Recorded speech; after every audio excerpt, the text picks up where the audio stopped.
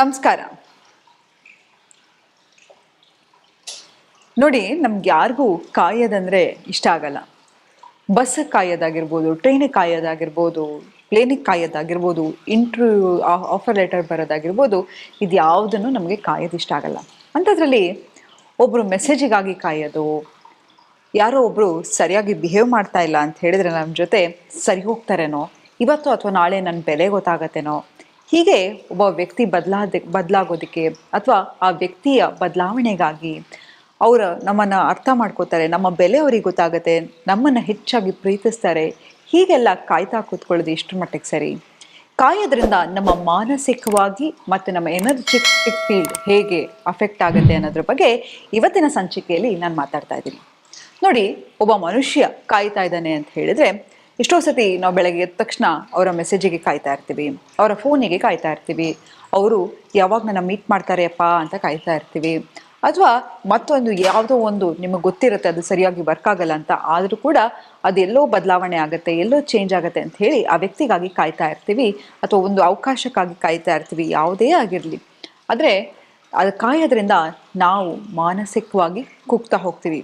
ಹೇಗೆ ಅಂತ ಹೇಳಿದ್ರೆ, ನಾಳೆ ಏನಪ್ಪ ಅಂತಂದರೆ ನಮಗೆ ಒಂದು ಅನ್ಸರ್ಟಿನ್ ಸಿಚುಯೇಷನನ್ನು ಕ್ರಿಯೇಟ್ ಮಾಡ್ತಾ ಇರುತ್ತೆ.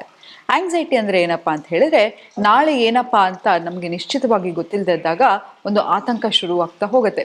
ಮುಂದೆ ಏನು, ನನ್ನ ಜೀವನ ಹೇಗೆ, ಅವ್ರು ನನ್ನ ಬಿಟ್ಟು ಹೋಗ್ಬಿಡ್ತಾರಾ, ನನ್ನ ಹತ್ರ ಮಾತಾಡ್ತಾರಾ, ಹೀಗೆ ಅವ್ರನ್ನ ಮರ್ತು ಬಿಟ್ರಾ ಮೆಸೇಜ್ ಮಾಡದೇ ಇದ್ದರೆ, ಹೀಗೆ ಪ್ರತಿ ಸತಿ ನಾವು ಒಬ್ಬರು ಮೆಸೇಜಿಗಾಗಿ ಅಥವಾ ಒಬ್ಬರು ಬದಲಾವಣೆ ಆಗಲಿಕ್ಕಾಗಲಿ ಕಾಯ್ತಾ ಹೋದಾಗಷ್ಟೂ ನಾವು ನಮ್ಮ ಎನರ್ಜಿ ಫೀಲ್ಡನ್ನು ಕಮ್ಮಿ ಮಾಡ್ತಾ ಹೋಗ್ತೀವಿ.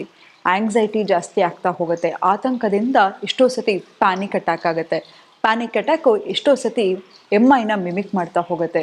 ಎದೆಯಲ್ಲಿ ಭಾರ ಆಗೋದು, ಇದ್ದಕ್ಕಿದ್ದಂಗೆ ಬೆವರೋದು, ಕೈಕಾಲೆಲ್ಲ ತಣ್ಣಕ್ಕಾಗೋದು, ಹೀಗೆ ಎಷ್ಟೊಂದು ನಾವು ಗೊತ್ತಿಲ್ಲದೆ, ನಮಗೆ ಗೊತ್ತಿಲ್ಲದ ಹಾಗೆ ನಮ್ಮ ದೇಹದಲ್ಲಿ ಬದಲಾವಣೆ ಆಗ್ತಾ ಹೋಗುತ್ತೆ. ಮನುಷ್ಯನಿಗೆ ಯಾವಾಗ ಸ್ಟ್ರೆಸ್ ಆಗ್ತಾ ಹೋಗುತ್ತೆ ಆತ ಬೇಗನೆ ಏಜ್ ಆಗ್ತಾ ಹೋಗ್ತಾನೆ. ಕೂದಲುದ್ರದಾಗಿರ್ಬೋದು, ಅಥವಾ ನೋಡಿ, ಒಬ್ಬ ಮನುಷ್ಯ ಖುಷಿಯಾಗಿದ್ದಾನೋ ದುಃಖವಾಗಿದ್ದಾನೋ ಅಂತ ಆತನನ್ನು ನೋಡಿದ ತಕ್ಷಣ ನಮಗೆ ಗೊತ್ತಾಗುತ್ತೆ ಅಲ್ವಾ? ಯಾರು ಯಾವಾಗಲೂ ನಗ್ತಾ ಇರ್ತಾರೆ, ಸಂತೋಷವಾಗಿರ್ತಾರೆ, ಅವರ ಆರಾನೇ ಬೇರೆ ಥರ ಇರುತ್ತೆ, ಕಾಮಾಗಿರ್ತಾರೆ, ಪೀಸಾಗಿರ್ತಾರೆ. ಆದರೆ ನಾವು ಕಾಯೋದ್ರಿಂದ ನಮಗೆ ಗೊತ್ತಿಲ್ಲದ ಹಾಗೆ ಇರಿಟೇಷನ್ ಶುರುವಾಗ್ತಾ ಹೋಗುತ್ತೆ, ಪೇಷನ್ಸ್ ಹೊಟ್ಟೋಗುತ್ತೆ. ಇದೆಲ್ಲವನ್ನು ಮಾಡಲಿಕ್ಕೆ ಹೋಗಬೇಡಿ.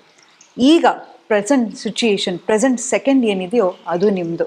ನಾಳೆ ಅನ್ನೋದನ್ನ ಯಾರಾದರೂ ಗ್ಯಾರಂಟಿ ಕೊಟ್ಟಿದ್ದಾರಾ? ನೋಡಿ, ನಾವು ಎಷ್ಟು ಮುಟ್ಟಾಳ್ರಪ್ಪ ಅಂತ ಹೇಳಿದ್ರೆ ಪ್ರತಿ ಸತಿ ಒಬ್ಬರನ್ನ ಚೇಂಜ್ ಮಾಡ್ಲಿಕ್ಕೆ ಹೋಗ್ತೀವಿ. ಆದರೆ ನೋಡಿ, ಬದಲಾವಣೆ ಅನ್ನೋದು ಯಾರಿಂದನೂ ಸಾಧ್ಯ ಇಲ್ಲ.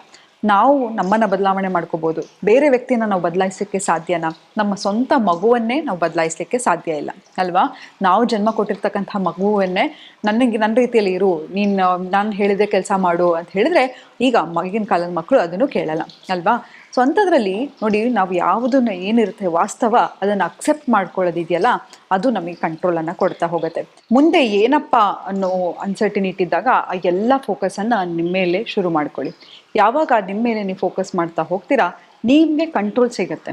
ಎಷ್ಟೋ ಸತಿ ನಮ್ಗೇನು ಕಂಟ್ರೋಲ್ ಏನು ಮಾಡಬೇಕು ಅಂತ ಗೊತ್ತಾಗದೆ ಇದ್ದಾಗ ಆ ಎಲ್ಲ ಫೋಕಸನ್ನು ರೀಡೈರೆಕ್ಟ್ ಮಾಡ್ಕೊಳ್ಳಿ ನಿಮ್ಮ ಮೇಲೆ. ನಿಮಗೆ ನಂತರ ಏನಂತ ಹೇಳಿದ್ರೆ, ಯಾವುದು ನಿಮ್ಮದಾಗಿರುತ್ತೋ ನಿಮ್ಮ ಹತ್ರ ಬಂದೇ ಬರುತ್ತೆ. ಆ ಕಾನ್ಫಿಡೆನ್ಸನ್ನು ಇಟ್ಕೊಳ್ಳಿ. ಯಾಕಂತ ಹೇಳಿದ್ರೆ ಯಾವಾಗಲೂ ಹೇಳ್ತಾ ಇರಿ, ನಂದು ಏನಾಗಿರುತ್ತೋ ಅದು ಖಂಡಿತವಾಗ್ಲೂ ನನ್ನನ್ನು ಹುಡ್ಕೊಂಡು ಬರುತ್ತೆ ಅಂತ. ನೋಡಿ, ಎಷ್ಟೋ ಸತಿ ನೀವು ಅಂದ್ಕೊಂಡಿರ್ತೀರ, ಅಪ್ಪ ನಾನು ಇದನ್ನು ಲೈಫಲ್ಲೇ ಎಕ್ಸ್ಪೆಕ್ಟ್ ಮಾಡಿರಲಿಲ್ಲ ಅಂತ, ಆದರೆ ಅದು ನಿಮ್ಮ ಹತ್ರ ಬಂತಲ್ವಾ? ನೋಡಿ, ನಿಮಗೆ ಅಂತ ದೇವ್ರ ಹಣೆ ಬರದಲ್ಲಿ ಬರೆದಿದ್ರೆ ಅದನ್ನು ತಪ್ಪಿಸ್ಲಿಕ್ಕೆ ಯಾರಿಂದನೂ ಸಾಧ್ಯ ಇಲ್ಲ. ಯಾವತ್ತೂ ತಿಳ್ಕೊಳ್ಳಿ, ಒಂದು ಬೆಕ್ಕನ್ನು ಅಟ್ಟಿಸ್ಕೊಂಡು ಹೋದ್ರೆ ಏನಾಗುತ್ತೆ, ಅದು ಓಡೋಗುತ್ತೆ. ಆ ಬೆಕ್ಕಿಗೆ ಬೇಕಾದ ವಸ್ತು ನಿಮ್ಮ ಹತ್ರ ಇದ್ರೆ ತಾನಾಗೆ ತಾನು ಬರುತ್ತೆ. ಹಾಗಾಗಿ ಅಂಥ ಒಂದು ಇರ್ರೆಸಿಸ್ಟಿಬಲ್ ಅಟ್ರಾಕ್ಟಿವ್ ಪರ್ಸನಾಲಿಟಿ ನೀವು ಆಗ್ತಾ ಹೋಗಿ. ಯಾರು ನಿಮ್ಮನ್ನು ಬಿಟ್ಟು ಹೋಗದೇ ಇರ್ಬೋದು ಅಂತ ಹೇಳಿದ್ರೆ ಯಾವಾಗಲೂ ನೀವು ಅವರ ಮನಸ್ಸಲ್ಲಿ ಇರಬೇಕು.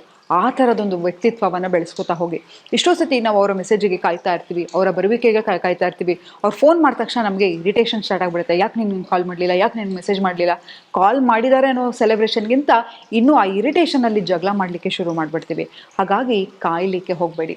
ನಿಮ್ಮ ಮೇಲೆ ನಿಮಗೆ ಅಟೆನ್ಷನ್ ಇರಲಿ. ಒಂದು ಹವ್ಯಾಸವನ್ನು ಬೆಳೆಸ್ಕೊಳ್ಳೋದಾಗಿರಬಹುದು, ಒಂದು ಪರ್ಸ್ನಾಲಿಟಿ ಡೆವಲಪ್ ಮಾಡ್ಕೊಳ್ಳೋದಾಗಿರಬಹುದು, ನಿಮ್ಮನ್ನು ನೀವು ಗ್ರೂಮ್ ಮಾಡ್ಕೊಳ್ಳೋದಾಗಿರ್ಬೋದು, ಇದನ್ನು ಮಾಡ್ತಾ ಹೋಗಿ.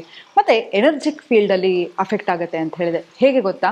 ನಾವು ಯಾವಾಗ ಒಬ್ಬರಿಗೆ ಕಾಯ್ತಾ ಇರ್ತೀವಿ ನಮ್ಮ ಆರ ಶ್ರಿಂಕ್ ಆಗ್ತಾ ಹೋಗುತ್ತೆ ಅಂತ ಹೇಳಿದ್ರೆ, ಪ್ರತಿಯೊಬ್ಬ ಮನುಷ್ಯ ಯಾರು ಸ್ಪಿರಿಚುವಲ್ ಇರ್ತಾನೆ ಆತನ ಆರ ತುಂಬಾನೇ ದೊಡ್ಡದಾಗಿರುತ್ತೆ.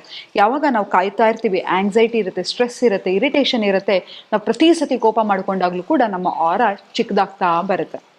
ಯಾವಾಗ ನಮ್ಮ ಆರಿಕ್ ಫೀಲ್ಡ್ ಚಿಕ್ಕದಾಗ್ತಾ ಬರುತ್ತೆ, ನಮ್ಮ ಮ್ಯಾನಿಫೆಸ್ಟೇಷನ್ ಅಂತ ಹೇಳಿದ್ರೆ ಆಕರ್ಷಿಸೋ ಶಕ್ತಿ ಇರುತ್ತೆ. ಗೊತ್ತಾ, ನಾನು ಯಾವಾಗಲೂ ಹೇಳ್ತಾ ಇರ್ತೀನಿ, ನಿಮ್ಮ ಪ್ರತಿಯೊಂದು ಆಲೋಚನೆಗೆ ಅದರದೇ ಆದ ಶಕ್ತಿ ಇದೆ. ನಿಮ್ಮ ಆಲೋಚನೆ ರಿಯಾಲಿಟಿಯನ್ನು ಸೃಷ್ಟಿ ಮಾಡುತ್ತೆ ಅಂತ. ಸೊ ನಾವು ಎಷ್ಟೋ ಸತಿ ಕೆಟ್ಟದ್ದು ಅಂದ್ಕೊಂಡ್ರು ಕೂಡ ಅದು ಆಗ್ಬಿಡುತ್ತೆ, ನೋಡಿದಿರಲ್ವಾ? ಒಳ್ಳೇದು ಅಂದ್ಕೊಂಡ್ರು ಕೂಡ ಅದು ಆಗ್ಬಿಡುತ್ತೆ. ಆದರೆ ಯಾವಾಗ ನೀವು ಒಬ್ಬರಿಗೆ ಕಾಯ್ತಾ ಇರ್ತಿರೋ, ಅಥವಾ ಏನೋ ಒಂದು ವಿಷಯ ಒಂದು ಒಳ್ಳೇದಾಗುತ್ತೆ, ನನ್ನ ಲೈಫಲ್ಲಿ ಒಂದು ಒಳ್ಳೇದಾಗುತ್ತೆ ಅಂತ ಹೇಳಿದ್ರೆ ಕಾಯ್ತಾ ಇರ್ತಿರೋ, ನೀವು ಕಾಯ್ದಷ್ಟೂ ನಿಮ್ಮ ಆರ ಕಡಿಮೆ ಆಗ್ತಾ ಹೋಗುತ್ತೆ. ನೀವು ಯಾವುದೇ ಒಂದು ಸತಿ, ಎಷ್ಟೋ ಸತಿ ನೆಗೆಟಿವಿಟಿಗೂ ಬೇಗ ಅಟ್ರಾಕ್ಟ್ ಆಗಿಬಿಡ್ತೀರ. ಆರ ಅನ್ನೋದು ನಿಮಗೊಂದು ಶೀಲ್ಡ್ ಇದ್ದ ಹಾಗೆ. ಯಾವಾಗಲೂ ಎಷ್ಟು ಯಾರೋ ಒಬ್ರು ದೃಷ್ಟಿ ಹಾಕಿದ್ರು ಅಥವಾ ಒಬ್ರು ಕೆಟ್ಟ ಕಣ್ಣು ಹಾಕಿದ್ರು ಎಲ್ಲವನ್ನೂ ಆಕರ್ಷಿಸೋ ಶಕ್ತಿ ಬಂದ್ಬಿಡುತ್ತೆ. ಹಾಗಾಗಿ ಅಂತಹ ಕೆಲಸನ ಮಾಡ್ಲಿಕ್ಕೆ ಹೋಗಬೇಡಿ. ನಿಮ್ಮ ಆರವನ್ನು ಸ್ಟ್ರಾಂಗ್ ಆಗಬೇಕು ಅಂತ ಹೇಳಿದ್ರೆ ಡೈಲಿ ಮೆಡಿಟೇಷನ್ ಮಾಡೋದಾಗಿರ್ಬೋದು, ಸಕಾರಾತ್ಮಕ ಆಲೋಚನೆ ಮಾಡೋದಾಗಿರ್ಬೋದು, ನಿಮ್ಮ ಮೇಲೆ ನಿಮಗೆ ಕಾನ್ಸಂಟ್ರೇಟ್ ಮಾಡ್ಕೊಳ್ಳೋದು, ಇದೆಲ್ಲದರಿಂದ ಕೂಡ ನಿಮ್ಮ ಆರಿಕ್ ಫೀಲ್ ಸ್ಟ್ರಾಂಗ್ ಆಗ್ತಾ ಹೋಗುತ್ತೆ. ದಯವಿಟ್ಟು ಯಾರೋ ಒಬ್ಬರಿಗೆ ಕಾಯೋದಾಗಿರ್ಬೋದು, ಒಬ್ರು ಬದಲಾಗ್ತಾರೆ ಅನ್ನೋದಾಗಿರ್ಬೋದು, ಇವತ್ತಿನ ಈ ದಿನ ಮಾತ್ರ ನಿಮಗೆ ಪ್ರಾಮಿಸಿಂಗ್ ಅಲ್ವಾ? ಆ ಎಲ್ಲ ಫೋಕಸನ್ನು ನಿಮ್ಮ ಮೇಲೆ ತಗೊಳ್ತಾ ಹೋಗಿ, ನೀವು ಒಂದು ಇರ್ರೆಸಿಸ್ಟಿಬಲ್ ಪರ್ಸ್ನಾಲಿಟಿಯಾಗಿ ಜನ ನಿಮ್ಮನ್ನು ಬಿಡಬೇಕು, ನನ್ನ ಜೀವನದಲ್ಲಿ ಬಿಟ್ಟು ಹೋಗಬೇಡ ಅಂತ, ನಿಮಗಾಗಿ ಕಾಯಬೇಕು ಅಂತಹ ಒಂದು ಇರ್ರೆಸಿಸ್ಟಿಬಲ್ ಪರ್ಸ್ನಾಲಿಟಿಯಾಗಿ ಅಂತ ಹೇಳ್ತಾ ಇವತ್ತಿನ ಸಂಚಿಕೆಯನ್ನು ನಾನು ಮುಕ್ತಾಯಗೊಳಿಸ್ತಿದ್ದೀನಿ. ಧನ್ಯವಾದಗಳು.